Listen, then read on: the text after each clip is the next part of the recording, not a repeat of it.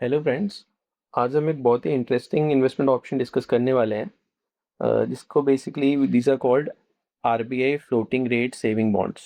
As the name itself suggests, ये bond RBI के द्वारा इशू होते हैं। एंड ये इन्वेस्टमेंट ऑप्शंस उन लोगों के लिए बहुत बेनिफिशियल है जो बेसिकली एफडी या डिवेंचर्स, बहुत relatively safer investment options prefer करते हैं। एंड जो लोग इक्विटी शेयर मार्केट और डेरिवेटिव में इन्वेस्ट करते हैं, ये वीडियो उनके लिए इतनी यूज़फुल नहीं है। सो इसका शॉर्ट में पॉइंट ये है कि these are very very very hugely safe, even safer than FD, and the rate of interest is more than FD. To sum it up, so बिना without wasting any time, let's start with the options.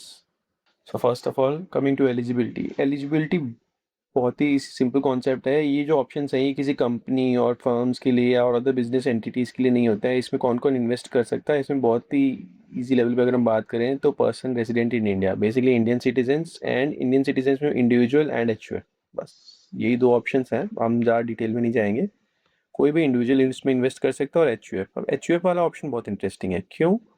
क्योंकि in case अगर आपकी जो salary बहुत ज़्यादा है तो already you're in tax bracket, and जैसा कि बोला हुआ है, these bonds are taxable as per income tax act, will be discussing it later.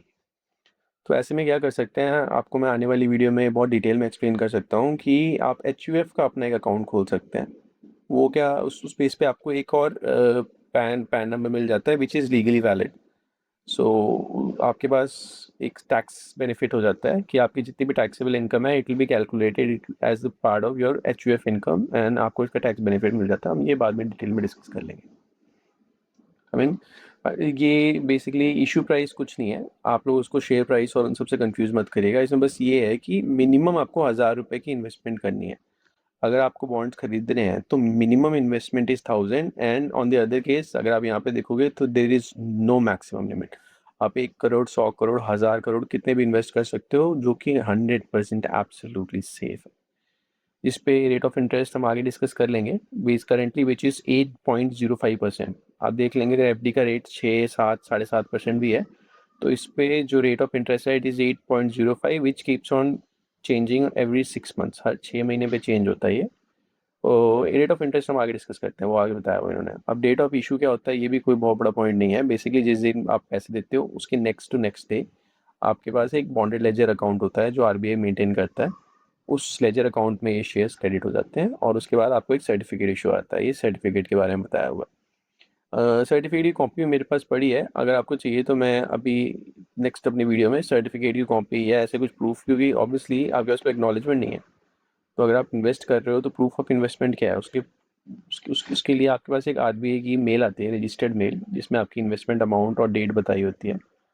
तो हम देख लेंगे पेमेंट ऑप्शन में यहाँ पे लिखा हुआ है कि बेसिकली कैश में आप 20,000 तक कर सकते हैं। एंड ये ऑप्शन में ज़्यादा वायबल भी नहीं है, क्योंकि इसके लिए आपको बैंक में जाना पड़ेगा, बैंक के काउंटर पे लगना पड़ेगा, फिर एक बड़ा सा फॉर्म भरना पड़ेगा।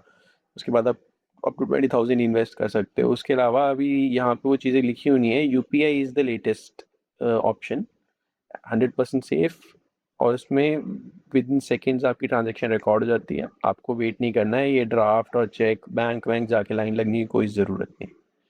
मैं आपको ज़रूर आने वाली वीडियो में ये भी दिखाऊंगा कि आप ऑनलाइन बैठे बस एक लैपटॉप या मोबाइल और इंटरनेट कनेक्शन से आप इसमें इन्वेस्ट कैसे कर सकते हो। ये थोड़ा सा एक पॉइंट है जो हम कह लेंगे रिलेटिवली थोड़ा सा ध्यान रखने वाला है, नेगेटिव पॉइंट भी कह सकते हो उसको आप। इसमें क्या है, इसका टेन्योर या एक्सपायरेशन इसको 7 ईयर्स। अब आपको मैं समझा देता हूँ, क्योंकि ये बहुत सीरियस पॉइंट है। सपोज आपने अगर आज आज की डेट में, यानी कि 1 जून को इन्वेस्ट किया है, तो इस केस में क्या होता है, आप नेक्स्ट 7 ईयर्स तक वो पैसे निकाल नहीं सकते। जी हाँ, आप सही सुन रहे हैं, वो पैसे आप निकाल नहीं सकते हो किसी भी तरह से। Although there is an option for senior citizen more than 60 years, but हमें भी ये मान के चलेंगे कि आपने एक बार इन्वेस्ट कर दिया तो आप पैसे 7 साल तक नहीं निकाल पाओगे, वो लॉक इन में आ जाएंगे। ये पॉइंट ध्यान में रखना, अपने इन्वेस्टमेंट से पहले इसमें वही पैसे लगाएं जिसकी आपको ज़रूरत अभी रिसेंटली कहीं नहीं पड़ने वाली। ठीक है जी। रिसीविंग ऑफिसर्स, ये बेसिकली जो आरबीआई की नोटिफिकेशन थी ब्रांचेस को, लोकल ब्रांच को, जो उन्होंने देखना है, तो ठीक है। अब ये देखिए, ये पॉइंट भी बहुत इंपॉर्टेंट है, इंटरेस्ट रेट। अभी मैं इसी डिटेल में एक्सप्लेन करता हूँ। आपका इंटरेस्ट रेट जिस डेट पे आप पैसा देते हो, सपोज आपने 1 जून को अपने यूपीआई के थ्रू वो पेमेंट किए, तो 2 जून को ये कंसीडर कर लिया जाएगा कि आरबीआई के पास ये आ गए और आपको बॉन्ड्स इशू हो गए। 2 जून से लेके 30 जून की जो पेमेंट है वो आपको 1 जुलाई को मिल जाएगी, ठीक है। और 1 जुलाई से लेके सपोज वो 1 महीने का इंटरेस्ट हुआ क्योंकि आपने जून को इन्वेस्ट किया, 1 जून को आपने पैसे लगाए थे, लेकिन फिर 1 जुलाई से लेके, क्योंकि वो 7 साल तक लॉक इन है, 1 जुलाई से लेके 31 दिसंबर, 6 महीने का जो इंटरेस्ट है वो आपको 1 जून को मिलेगा।